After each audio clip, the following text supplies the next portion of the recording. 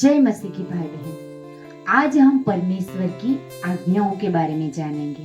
क्या हम जानते हैं परमेश्वर की आज्ञा? परमेश्वर की आज्ञा मानने से हमारे जीवन में क्या लाभ होगा? परमेश्वर की आज्ञा हमारे लिए क्यों है? तो हम आज निर्गमन और उसका विस्मय देंगे। जो मूसा को परमेश्वर ने आज्ञाओं दी थी उसको हम देखेंगे।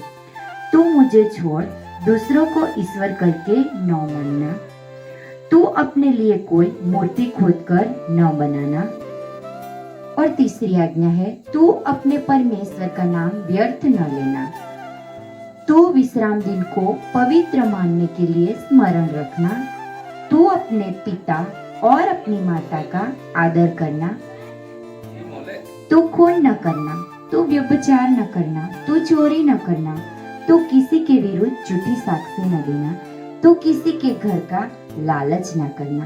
तो प्रियो, हम परमेश्वर की इस 10 आज्ञा के बारे में जानते हैं, लेकिन क्या हम उसे मानते हैं?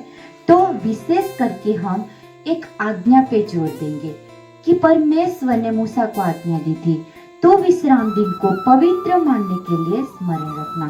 तो भाई बहन, हम लोग चर्च जाने में कभी कभी मन नहीं करता, चर्च जाने को मन नहीं करता, हम लोग चर्च नहीं जाते। हमें लगता है हम घर पे ही प्रार्थना कर ले और परमेश्वर हमारी सुन लेगा। तो प्रिय भाई बहनों, मैं आज आपको बताना चाहती हूँ कि चर्च जाने से हम हमारे जीवन में मरे हुए होते हैं और चर्च में जाकर हम जीवन पाते हैं। चर्च जाकर हमें जो प्रार्थना में हमें मन नहीं लगता, चर्च जाने से हमें प्रार्थना की सामर्थ्य मिलती है। चर्च जाने से हम आत्मा में भरपूर होते हैं। चर्च जाने की हमें कभी इच्छा नहीं होती, लेकिन हमें शरीर की इच्छा को मारकर आत्मा में होकर परमेश्वर के चर्च में उसकी कलीसिया की संगति करनी चाहिए। उस कलीसिया की संगति में हमें एक अलग ही अनुभव होता है। परमेश्वर हमसे बात करता है, परमेश्वर अलग अलग तरह से हमसे बात भी करता है। जैसे पास्टर जैसे वचन दे रहे होते हैं तब भी हमसे बात करता है, जैसे हम बाइबल पढ़ते हैं तब भी परमेश्वर हमसे बात करता है, और परमेश्वर हमें स्वप्न में भी बात करता है, और परमेश्वर हमसे हमारे जीवन में जब हम प्रार्थना करते हैं तब भी हमसे बात करता है। तो परमेश्वर ऐसे अलग अलग तरह से हमसे बात करता है। तो हमें परमेश्वर के इस वचन को, तो विश्राम दिन को पवित्र मानने के लिए स्मरण रखना। तो हम एक आज्ञा को मानेंगे तो बाकी सारी सब आज्ञा में हम आगे बढ़ेंगे, क्योंकि परमेश्वर हमें पकड़े रहता है। चर्च नहीं जाएंगे तो हम परमेश्वर को भूल जाएंगे और परमेश्वर की आज्ञा को भूल जाएंगे। चर्च जाने से हमें एक आत्मा में शांति मिलती है। चर्च जाने से हमारे जीवन में अद्भुत आत्मा की शांति की अनुभूति फील होती है और पवित्र आत्मा से हम भरते हैं।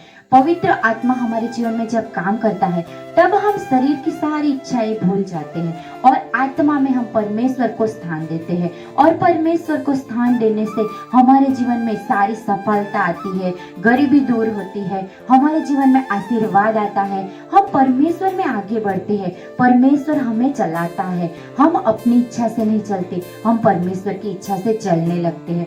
और जो परमेश्वर हमसे प्रेम करता है, बहुत प्रेम करता है, और हमारा जीवन बदल जाता है। चर्च जाने से हमारे जीवन में अलग जीवन हो जाता है, जैसे अलग अनुभूति होती है। परमेश्वर हमारे जीवन को बदलता है। हमारे अंदर जो बुराई होती है वो चर्च जाने से, जब हम वचन सुनते हैं तो हमारे जीवन में से हर एक बुराई निकल जाती है। हम बुराई से दूर होने लगते हैं। चर्च जाने से हम प्रार्थना में बढ़ने लगते हैं। चर्च जाने से हम उसकी जो गीतों को सुनते हो उससे हमारे जीवन को छू लेता है और हमारे जीवन में बदलाव होता है। ऐसे ही भाई बहन, हम चर्च जाकर एक सफलता की ओर आगे बढ़ते हैं। चर्च जाने से हमारे जीवन में अनेक लाभ होते हैं। तो हमें चर्च कभी जाना छोड़ना नहीं चाहिए। अगर हम चर्च जाना छोड़ देंगे हम परमेश्वर को भूल जाएंगे और परमेश्वर की सारी बातें हमारे जीवन में से निकल जाएंगी। हम आत्मिक नहीं रहेंगे, हम शारीरिक बन जाएंगे। इसीलिए भाई बहन, हमें चर्च जाना बहुत जरूरी है।